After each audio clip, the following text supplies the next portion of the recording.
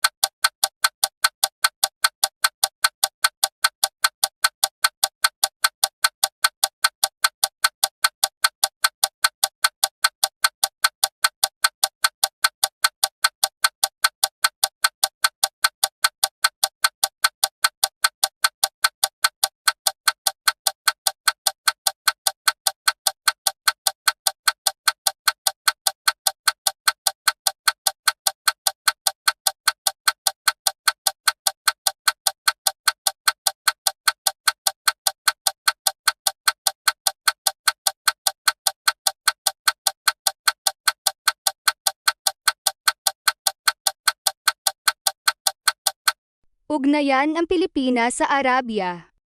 Nakipag-ugnayan ang mga Arabe sa ating bansa upang makipagkalakalan at maipalaganap ang relihiyon Islam.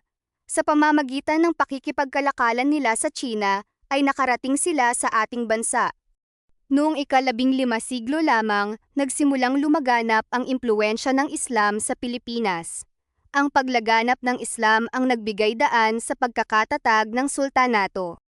Ito ang sistema ng pamahalaang pinamumunuan ng sultan.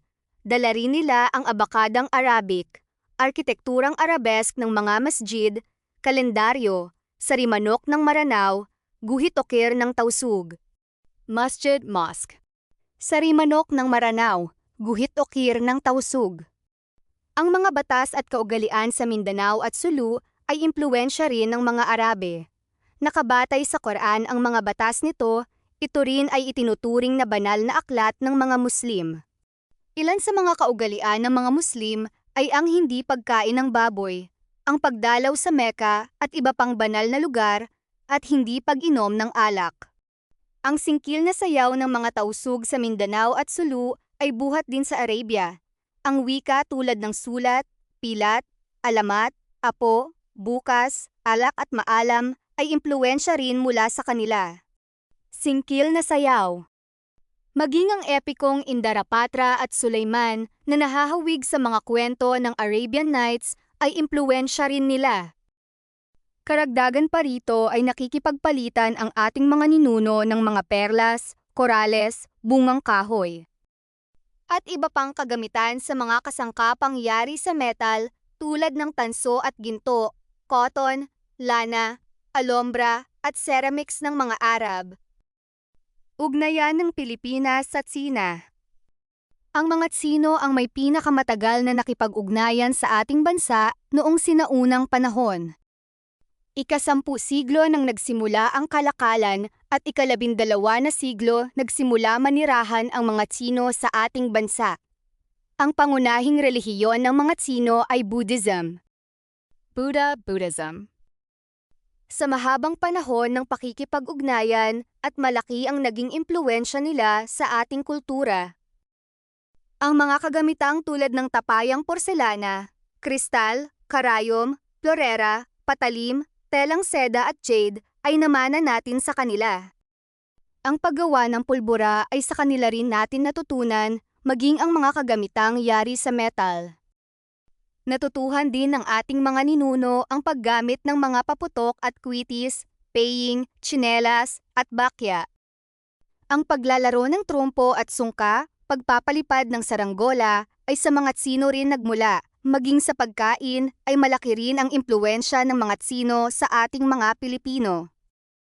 Ilan dito ay ang pansit, lumpia, siopaw, mami, okoy, siomai, at chop suey. Mga gulay tulad ng petsay, kinsay, at bataway dala rin ng mga Tsino. Mayroon ding mga salita na naging bahagi ng ating wika, katulad ng ate, ditse, sangko, gunting, susi, sipit, at kuya. Maging ang mga kaugaliang tulad ng pagkakabuklod ng pamilya at paggalang sa mga magulang at matatanda ay namana rin natin sa mga Tsino. Ginamit na kabaong ng ilang mga Pilipino ang mga tapayan. Ang iba pang Pilipino naman ay ginawa itong imbakan ng tubig at pagkain. Naging matatag ang kalakalang Pilipino-Tsino, kaya maraming daungan sa kapuluan ang naging sentro ng kalakalan tulad ng Jolo, Cebu, Mindoro, Maynila, Batangas, at Laguna. Nawili ang mga Tsino sa pakikipagkalakalan sa ating ninuno, kaya't dumami ang kanilang mga himpilan ng kalakalan sa ating bansa. Nanirahan na rin sila dito kaya't lumaki ang kanilang pamayanan. Ang ilan sa ating mga ninuno ay nakapag-asawa ng mga Tsino. Integrasyon sa cultural diversity. Ang paghahambing sa pagkakaiba ng dalawa o higit pang kultura ay tinatawag na cultural diversity. Ang mga pagkakaiba na ito ay maaaring nauugnay sa kaugalian, relihiyon, pananamit o wika at iba pa. Sa araling ito, natutukoy ang pagkakaiba ng relihiyon, wika, kaugalian at hanap buhay sa bansang Arabia at China. Sa kabila ng malaking pagkakaiba, ang kailangan gawin ng bawat isa ay respeto, pag-unawa at pagmamahal. Sa pamamagitan nito, maipapamalas natin sa mundo ang kapayapaan. Panuto. Isulat ang letrang A kung ugnayan sa Arabong bansa ang tinutukoy ng mga sumusunod na impluwensya sa buhay ng mga Pilipino, at letrang C naman kung ugnayang China ang tinutukoy.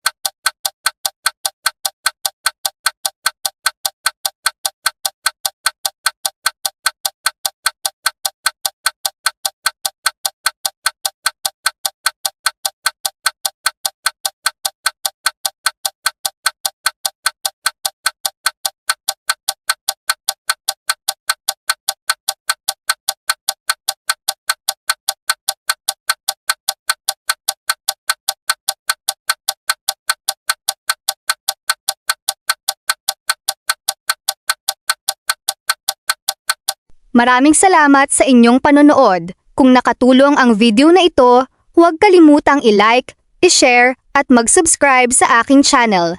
I-click din ang notification bell para lagi kayong updated sa ating mga bagong aralin. At syempre, abangan ang susunod nating video para sa panibagong aralin at panibagong kaalaman. Muli, ako si Teacher Chris. Hanggang sa muli at happy learning!